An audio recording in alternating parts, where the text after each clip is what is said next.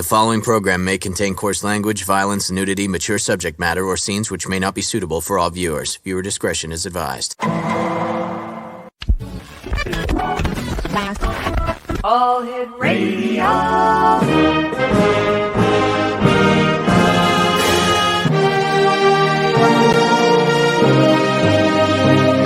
Welcome to the X Zone, a place where fact is fiction and fiction is reality.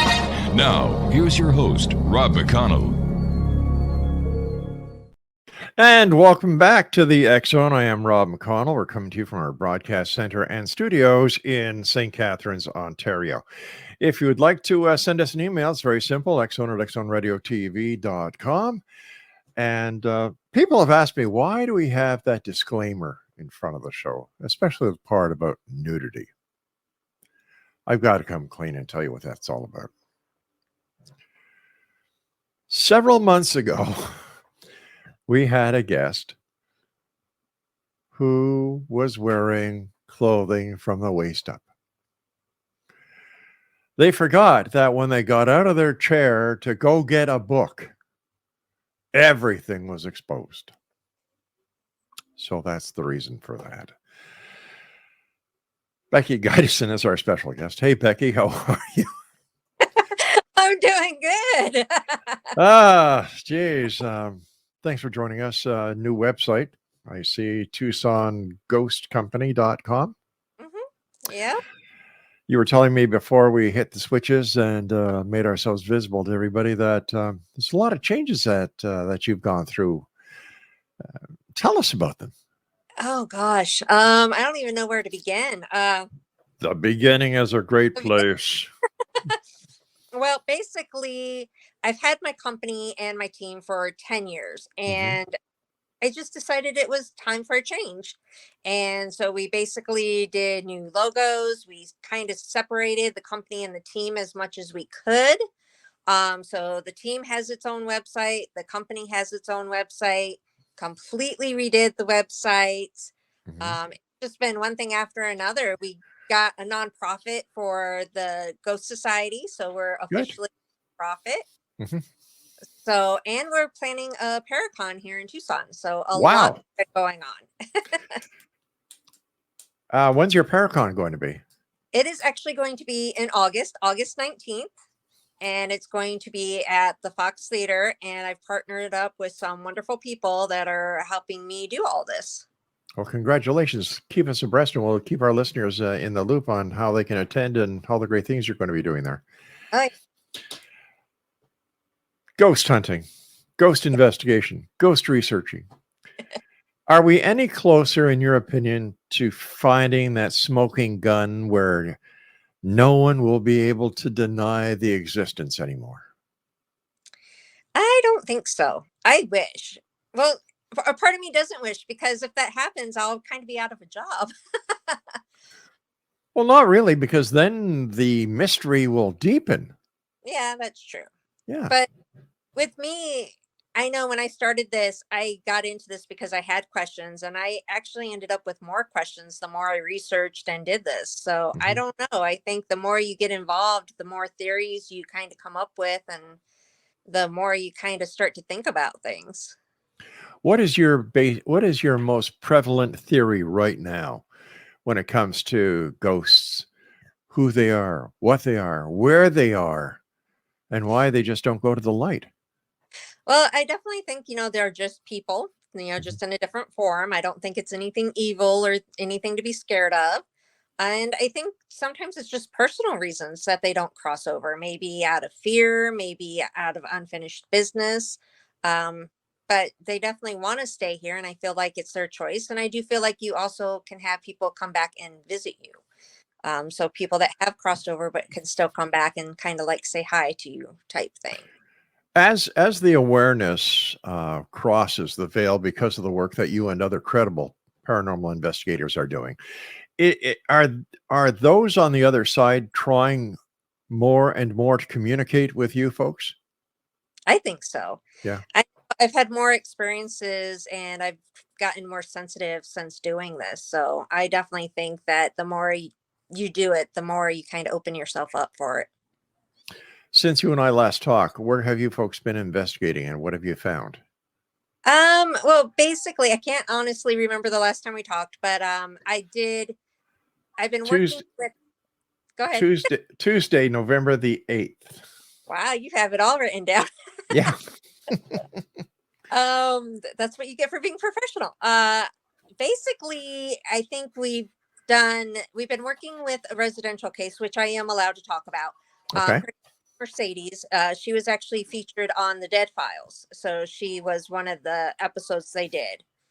And ever since then, we've been working with her and we've been continuing the research and continuing to find the evidence and who's been out there. And that's been the major thing that we've been working on with investigation wise. Like I said, behind the scenes, we've been doing a lot Mhm. with the Paragon and the websites and everything. But investigation wise, we've been working with Mercedes a lot. Are more and more people coming to you to join your team and to learn more about what it is you do so they could do it themselves? Somewhat. Right now, we're kind of focusing on other things, so we haven't really been Mhm. accepting new team members, and we've been approached a lot, and we're like, just give us a couple months and then contact us. But it's good to see. I love to see the fact that people are interested and they're wanting to join and learn more. So that's a great thing. Is there a time of the year where those on the other side want to communicate more? For example, is there a time when the veil, as so many like to call it, is thinner and making it more accessible for the communication between both sides?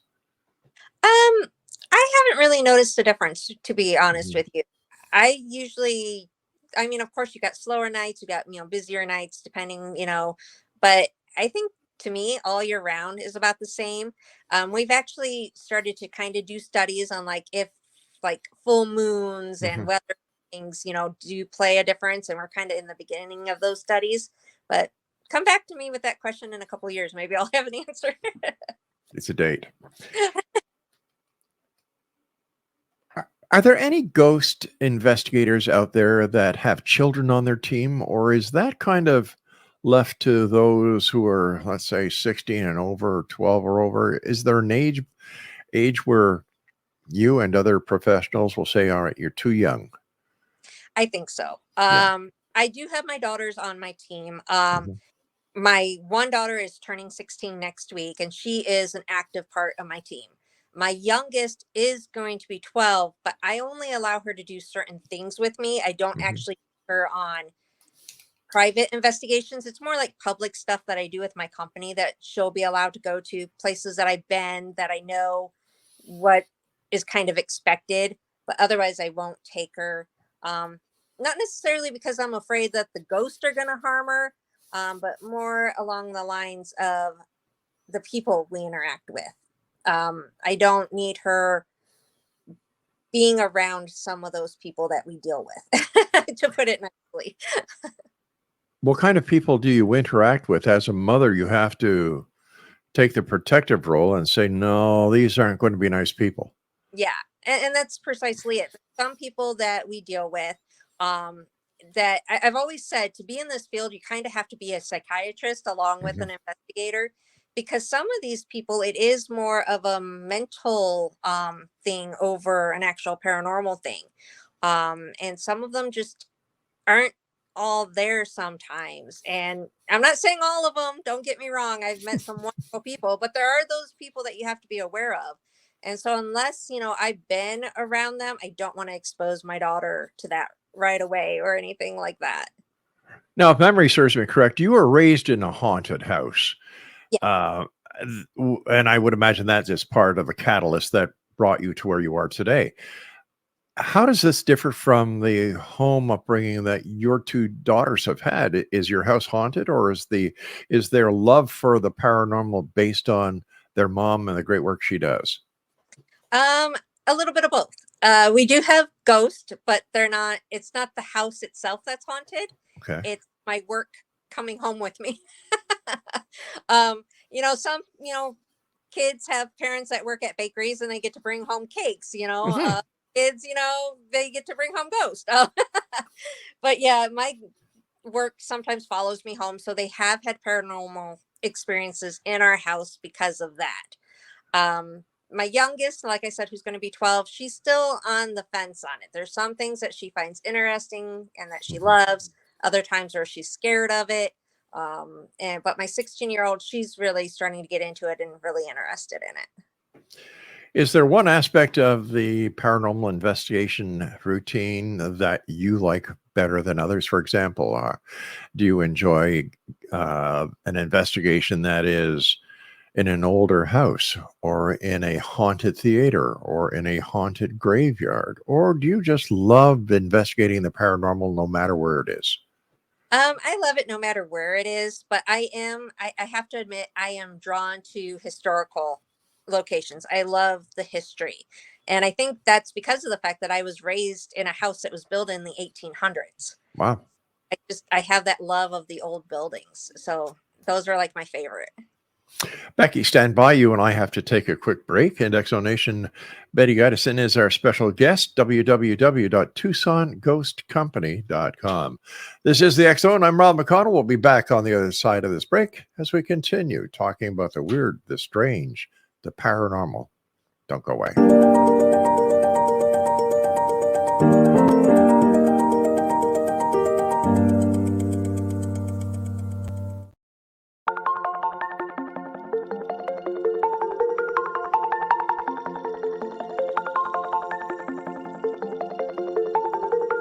Question: what is the name of the unique blend of coffee you get that has been formulated by a neurologist, a neurobiologist, and a pharmaceutical chemist? Answer: you get Beautiful Mind Coffee, a unique coffee blend that tastes great and has herbal ingredients that your brain will love, and it is not just coffee, it's brainalicious. Dr. Rathbone, Dr. Jang, and Dr. Winslow, the scientific team that created Beautiful Mind Coffee, decided to collaborate on a coffee focusing on brain health. As for those herbal ingredients found in Beautiful Mind Coffee, Dr. Rathbone, Dr. Jang, and Dr. Winslow, utilizing their combined extensive scientific research background, worked with many natural and herbal products until the exact formulation that is found in Beautiful Mind Coffee was created. With a unique scientific formula not found in any other coffee being sold or served, Beautiful Mind Coffee is the only coffee blend that contains 3 herbal ingredients found to aid in boosting your daily mental clarity and focus. Every cup of Beautiful Mind Coffee contains scientifically formulated amounts of maca root powder, green tea extract, and American ginseng, all supporting good brain health. Taking care of your brain's health now can help delay or prevent the onset of cognitive dysfunction, including dementia, Alzheimer's, and more general memory loss as you get older, just by enjoying the delicious flavor of our roasted coffee and herbal ingredients found exclusively in Beautiful Mind Coffee. Did you know that cognitive dysfunction also refers to deficits in attention, verbal and nonverbal learning, short-term and working memory, visual and auditory processing, problem-solving, processing speed, and motor functioning? For more on Beautiful Mind Coffee, the 3 scientists who formulated Beautiful Mind Coffee, and more details on the 3 unique herbal ingredients in Beautiful Mind Coffee, visit www.beautifulmindcoffee.ca. Beautiful Mind Coffee is now available online at amazon.ca and amazon.com. To order Beautiful Mind Coffee, visit www.beautifulmindcoffee.ca today.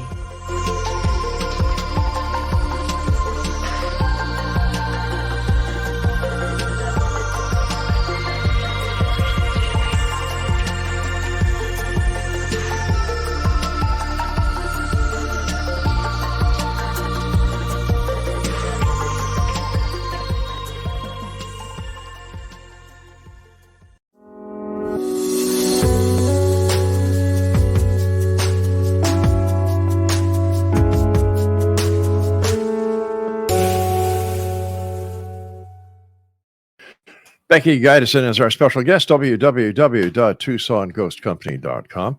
And Becky, during the commercial break, Craig asked me to ask you a question. Craig is my producer and best friend for the last 30 some odd years. Okay. He's also the cheapest cheapskate I know. So I'm going to pay for that one later. His question, Becky, is when a tornado goes through an area, because of all the tornadoes that have been happening in the Midwest these days, he'd like to know, does it aggravate or cause an increase in paranormal activity because everything has been disturbed? For example, I would imagine homes where there are hauntings and spirits reside, if they're decimated, do these spirits go somewhere else, or do they remain on the site where the home was that was blown away by the tornado? I would think that they would stay on site, and I would think that it probably would pick up activity because anytime there's things like Mhm. renovations and stuff, it picks up activity. So I don't see why, some type of disturbance wouldn't make a difference. Now, I studied that, so I can't say for sure, but in my opinion, Oh, there you go, Craig. Craig said, "Thank you very much, Becky," of and he didn't. It's his turn to buy the chicken wings tonight after work. I don't know if he will after what I just said, but what the heck? You said that sometimes you bring work home with you. yes. Is there any way that, well, how do you protect yourself from work actually taking part in what you're doing? How do you protect yourself when you're doing the investigation? And if you protect yourself during the investigation, why do these people follow you home? Well, I think for my reasoning is I hate to admit it, and I've been told a million times, but I am very sensitive Mhm. and I have abilities when it comes to the paranormal. And I think because of that, the ghosts know that I can sense them and feel them. And so they tend to follow people that can do that. And I think that's why they follow me. I think for the most part, I don't think my team members have ever had anything like that happen. I think it's been basically me. And when something follows me, I figure they have more to say to me. So I don't really react too badly about it unless they start to scare my children. Then I do cleansings of my home.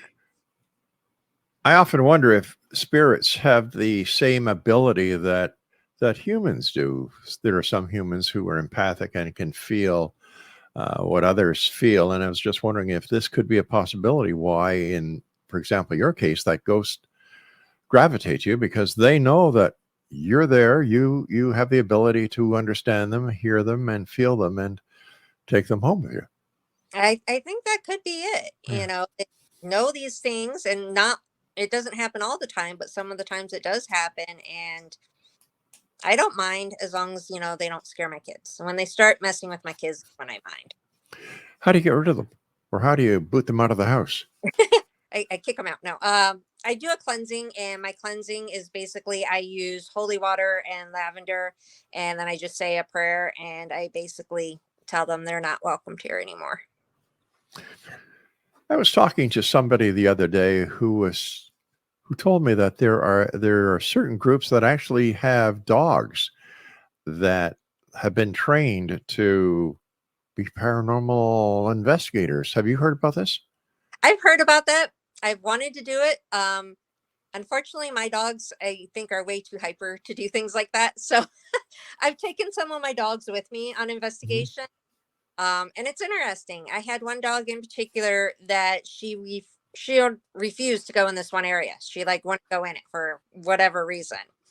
Um, my other dog, I tried to, I was like, oh, I'll train her when she's a puppy, but she was just too hyper, and all she ever wanted to do was jump around and play. So it didn't work very. Where has been the most haunted place that you and your team have investigated? Um, well, there's places that I can't say that were really active, but the Okay. one that I will focus on that was very active that I'm very upset about was it was a place called Bum Stair, and it's been torn down and it's no longer there. I kind of wonder if the spirits are wandering around an empty lot right now, but it was very active. Every time we went there, we got reactions, we heard footsteps. That's also one that I had a spirit follow me around for a while from. So it was very interesting. I really loved it. I wish they didn't tear it down, but they did. Have you ever heard of anyone being physically assaulted by a spirit? Yeah, I have. I've been scratched, Really? and I've had like my hair pulled and things like that, but I don't look at it as necessarily being negative, because I'm asking them to interact with me. And I think that sometimes it takes them scratching me before they actually get my attention because I don't feel it right away. Hmm. But yeah, I've heard of it. I've heard of worse things happening.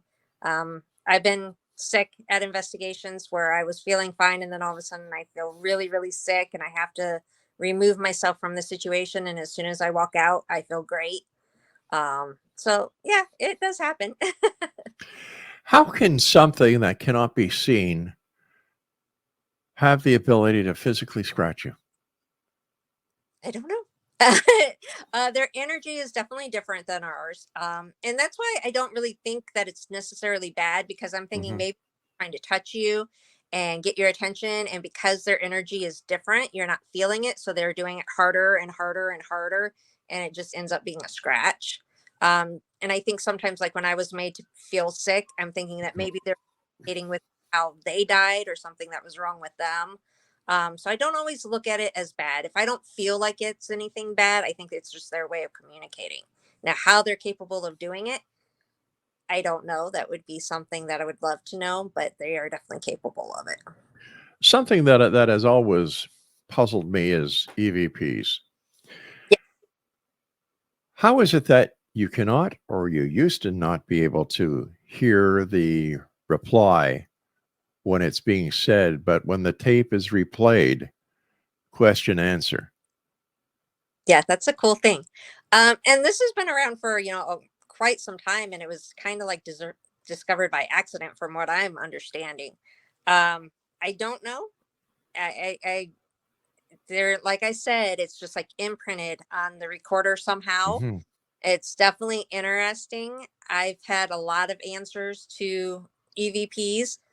Sometimes they're not right away though, which is funny because you can ask something and you can get the answer like 5 minutes later. But it's definitely interesting, and that's like one of my favorite parts is reviewing the EVPs. It must take you a long time to review all the data that you collect, because I would imagine you have video recorders, more than one, Yeah. audio recorders, more than one. So on a regular investigation that, let's say, is 8 hours, how long does it actually take you and your team to review the data in order to come to some sort of conclusion about the investigation that you just conducted? Well, basically, if it takes you 8 hours to do the investigation, you kind of times that by two for the evidence review, because of the fact that you're going to have to repeat some things, Hmm. hear that right and go back, repeat it. So what we do is we give ourselves deadlines. We all listen to our own evidence. Unfortunately, I'm the one that has to look at the monitors and all that stuff too, but we review our own recordings and we give it a deadline of a week. So if we do an investigation on a Saturday, we have to have, our EVPs in by the following Saturday.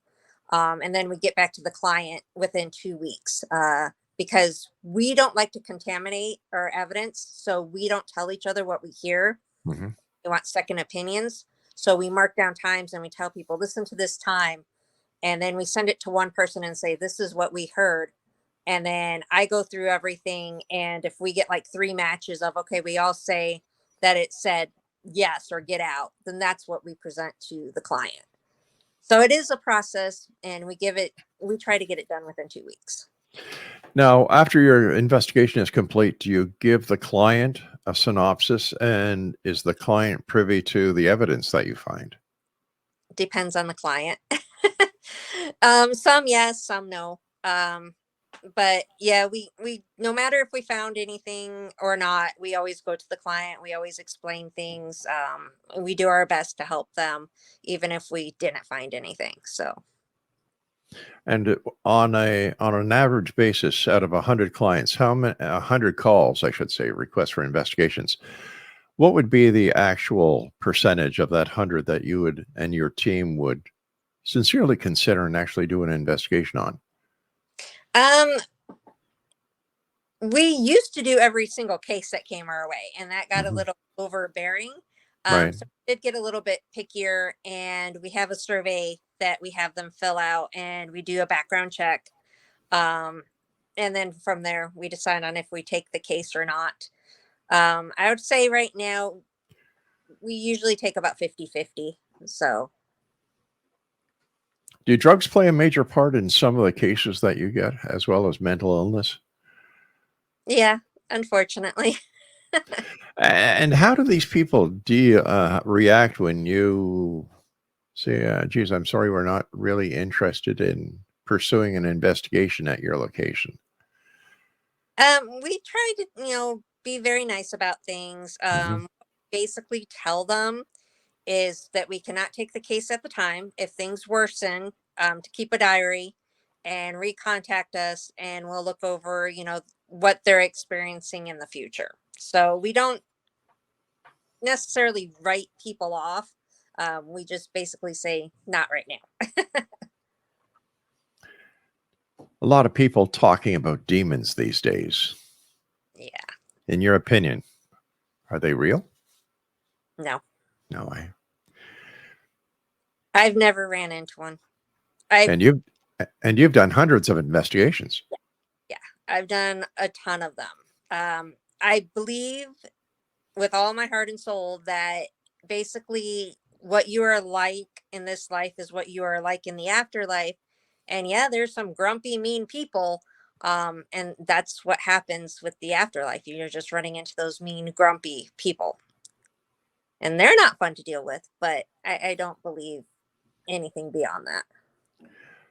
So why don't they just go to the light? I've some people have said, well, it's because there's unfinished business here, or they don't know they're dead. Yeah, some don't. Or How some could you? How could you know you're not dead? I don't know. That's a puzzle to me, just like the EVP is. Yeah.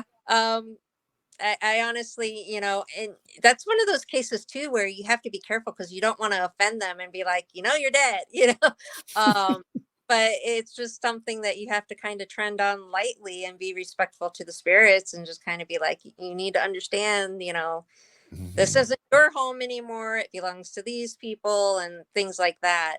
I know I've ran into cases though to where they were kind of scared to cross over. And a lot of that was dealing with suicide cases. I think they were scared on what would be on the other side, probably because of their religious beliefs Yeah. and things like that.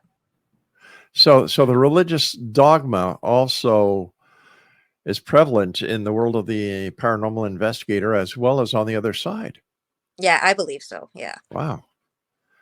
So how do you deal with that? Basically, the one case that really comes to mind, we were dealing with a suicide case, Hmm. and that spirit actually did follow me home. I had a lot of things happen in my house, a lot of things personally happened to me. So I ended up having to do a session in my house and basically had to ask. The guy's name was Carl. We did research, we knew who he was. And I had to ask Carl, what do you need? What do you need from me? And basically, he said a prayer. Hmm. So I had to sit down and say a prayer for him. And after I said the prayer for him and, kind of did that little comfort thing, he left. So I'm hoping he crossed over. It was an amazing thing to go through, but it definitely, I think some people are kind of concerned about that in the afterlife. Are ghosts from every walk of life, every race, every religion, or are there some races and religions, well, the religion that the spirit believed while they were on this side of the veil, let's see. Would it matter whether you're a Catholic, whether you're a Hindu, whether you're a Muslim, whether you're a Jew, when it comes to being a ghost? I'm not sure. I know, like, I believe that Carl was Catholic, Hmm. and Catholics, are very strict on you don't kill yourself and things like that. And I think that's why he was kind of scared to cross over. I'm not sure because that's not something I really ask when we do the investigations. I don't ask for their religious preference or Yeah. anything like that. I ask the living for that, but I don't really ask the spirits for that. That's not something that I feel is appropriate sometimes. I was just wondering if a Catholic ghost would haunt a Protestant or a Christian, or if a Muslim would haunt a Jewish person. I think if Yeah, you're going to yeah. haunt who's ever there, so I don't think that would make a difference. By the way, do you have cats? Yes, my cat is meowing in the All back. right, I just thought maybe it was a ghost telling you that, watch what you answer this guy. Becky, we've got to take our break. Please stand by. Exonation and Becky GYDESEN is our special guest, TucsonGhostCompany.com. And we'll be back on the other side as we continue talking about the weird, the strange, the bizarre, the paranormal, right here in the X Zone from our broadcast center in St. Catharines, Ontario, Canada. Don't go away.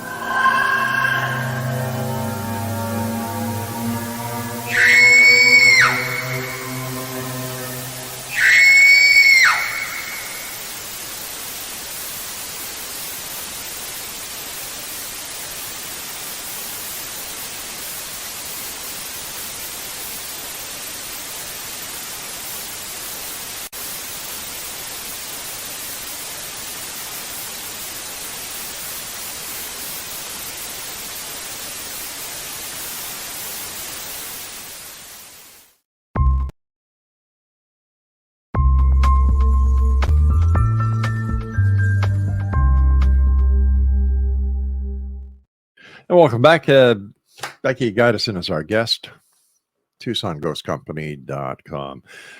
How's the tour business? Getting ready for a busy summer? Out here the summers are kind of slower because of the heat. Really? Oh. But I actually just brought back my Tucson Ghost Tour. I had stopped it for a while and I got it back up and running now. So I'm hoping it'll pick up. We go through like little spurts, and usually May is pretty busy, May and June, but then in July and August it dies down and then it picks back up. Because of the heat? Yes. Wow. Well, people don't really want to walk around town when it's like 110 degrees. So I can't blame them. Oh, no, I guess not. I guess not. How long are your tours, by the way? The walking tour is 90 minutes. My ghost experience tour is actually a 2-hour ghost hunt. Wow.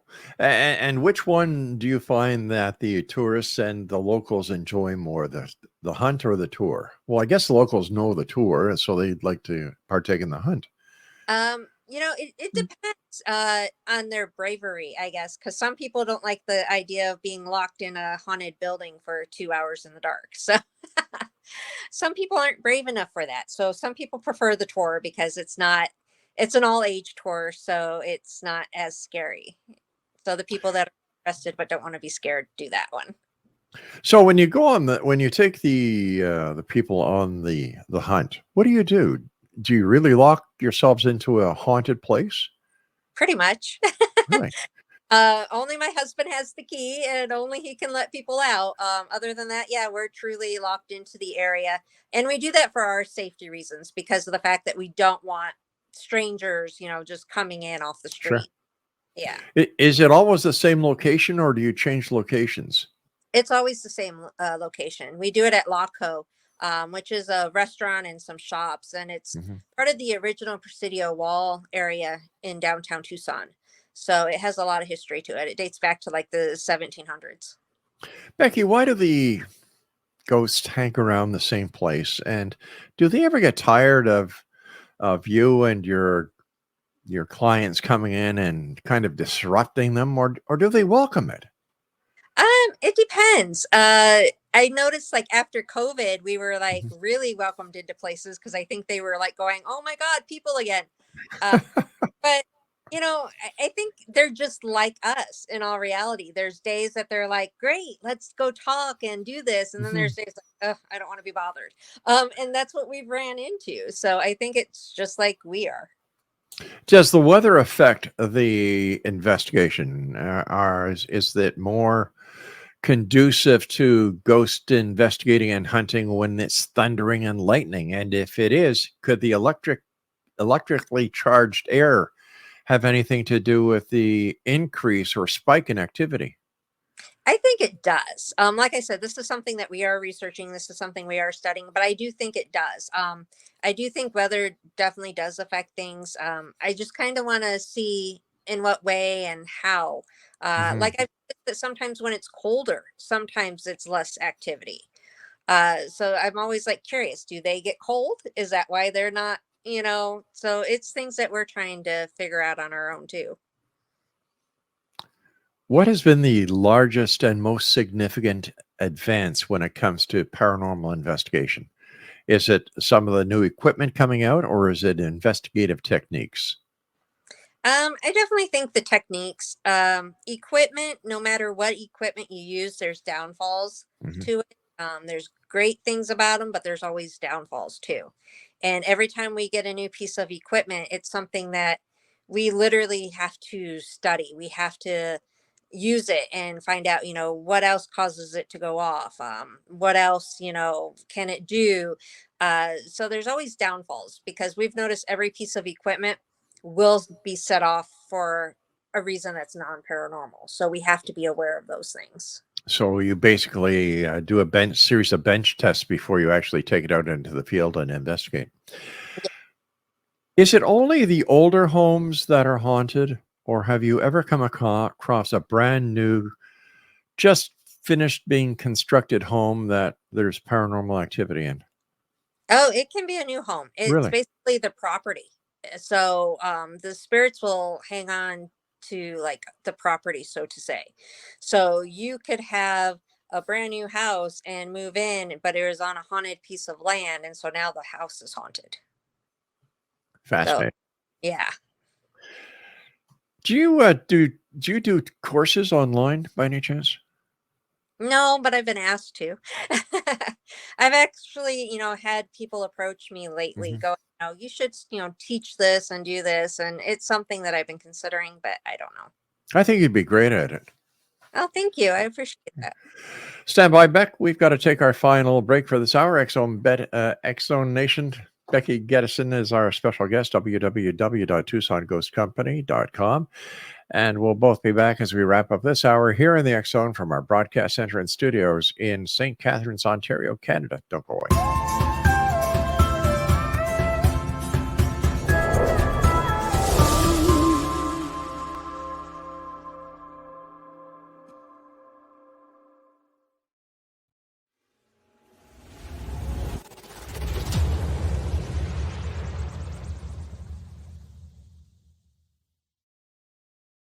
So I was watching the X Zone TV channel last night when I was abducted by aliens, and they kept repeating to me over and over again, simultv.com, simultv.com. What's simultv.com? That's what I asked them. They had it written on the side of their UFO. How do you spell that? UFO. No, I mean simultv.com. SIMULTV.com. SIMULTV.com. Right. SIMULTV.com. Interesting that you were abducted by aliens in a simultv.com UFO last night. Oh, yeah? Yeah. Now that you mention it, I remember now last night I was awakened from a deep sleep. My great-grandmother was standing there. She said she'd come from the hereafter to tell me about simultv.com. She even spelled it out for me. SIMULTV.com, sonny boy. SIMULTV.com. SIMULTV.com, sonny boy. Wow. Yeah. Guys, you'll never guess what my psychic guru just told me. SIMULTV.com. Exactly. Are you guys psychic too? Of course. We all know about simultv.com. SIMULTV.com.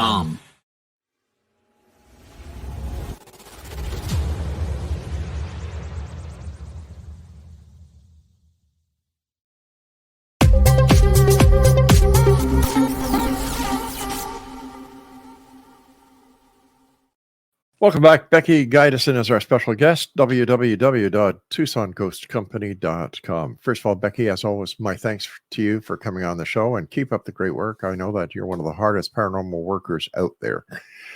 Gosh, what was the question, Craig, you wanted me to ask? Okay. Good question. When doing an investigation, the clients, can they actually leave negativity within a home that would actually work against you? Yes. Oh, yes. Sometimes the actual haunting is of the clients.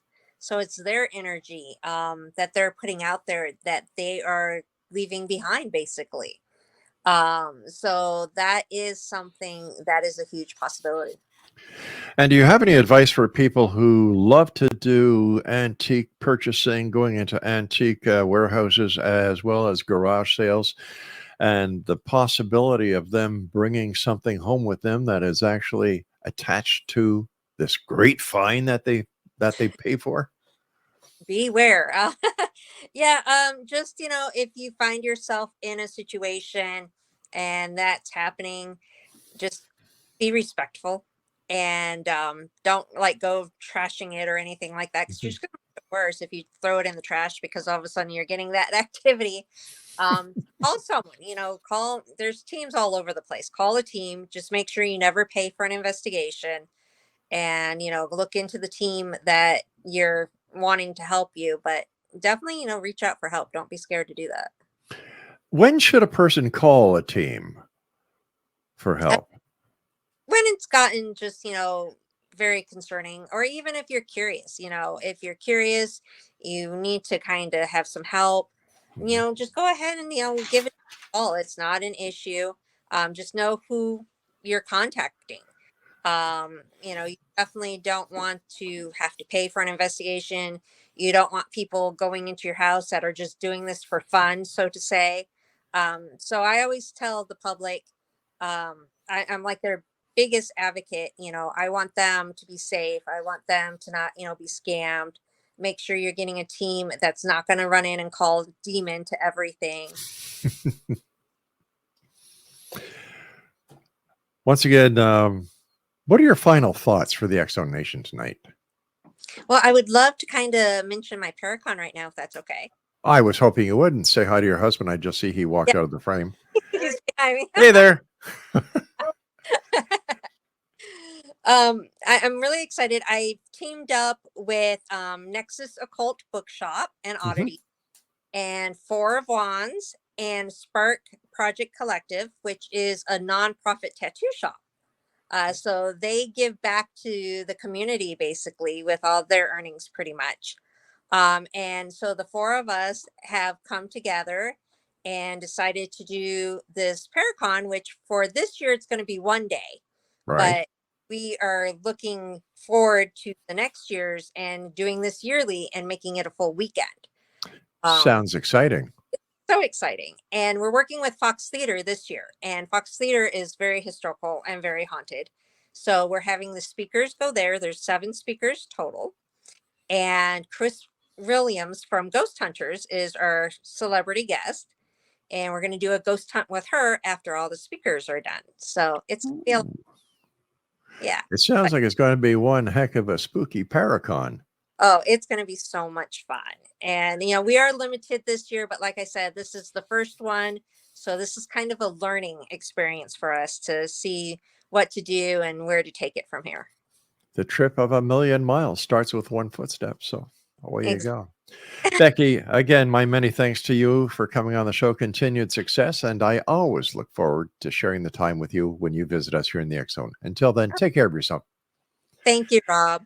Bye-bye now, and congratulations on the Paracon, and keep us advised of what's going on. Love to let our listeners know about it. Okay. I would love that so much. Take care. Good night, Beck. Good. Exonation, our guest this hour, has been Becky GYDESEN, and if you'd like to find out more about Becky, visit www.Tucson Ghost Company /society. I'll be back on the other side of the break at 6.5 minutes past the top of the hour, as once again, the X Zone returns right here from our broadcast center and studios in St. Catharines, Ontario, Canada. My name is Rob McConnell. Don't go away.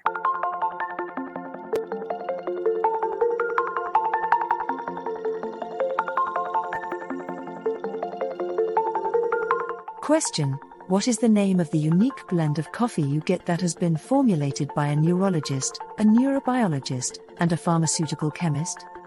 Answer: you get Beautiful Mind Coffee, a unique coffee blend that tastes great and has herbal ingredients that your brain will love, and it is not just coffee, it's brainalicious. Dr. Rathbone, Dr. Jang, and Dr. Winslow, the scientific team that created Beautiful Mind Coffee, decided to collaborate on a coffee focusing on brain health. As for those herbal ingredients found in Beautiful Mind Coffee, Dr. Rathbone, Dr. Jang, and Dr. Winslow, utilizing their combined extensive scientific research background, worked with many natural and herbal products until the exact formulation that is found in Beautiful Mind Coffee was created. With a unique scientific formula not found in any other coffee being sold or served, Beautiful Mind Coffee is the only coffee blend that contains 3 herbal ingredients found to aid in boosting your daily mental clarity and focus. Every cup of Beautiful Mind Coffee contains scientifically formulated amounts of maca root powder, green tea extract, and American ginseng, all supporting good brain health. Taking care of your brain's health now can help delay or prevent the onset of cognitive dysfunction, including dementia, Alzheimer's, and more general memory loss as you get older, just by enjoying the delicious flavor of our roasted coffee and herbal ingredients found exclusively in Beautiful Mind Coffee. Did you know that cognitive dysfunction also refers to deficits in attention, verbal and non-verbal learning, short-term and working memory, visual and auditory processing, problem-solving, processing speed, and motor functioning? For more on Beautiful Mind Coffee, the 3 scientists who formulated Beautiful Mind Coffee, and more details on the 3 unique herbal ingredients in Beautiful Mind Coffee, visit www.beautifulmindcoffee.ca. Beautiful Mind Coffee is now available online at amazon.ca and amazon.com. To order Beautiful Mind Coffee, visit www.beautifulmindcoffee.ca today.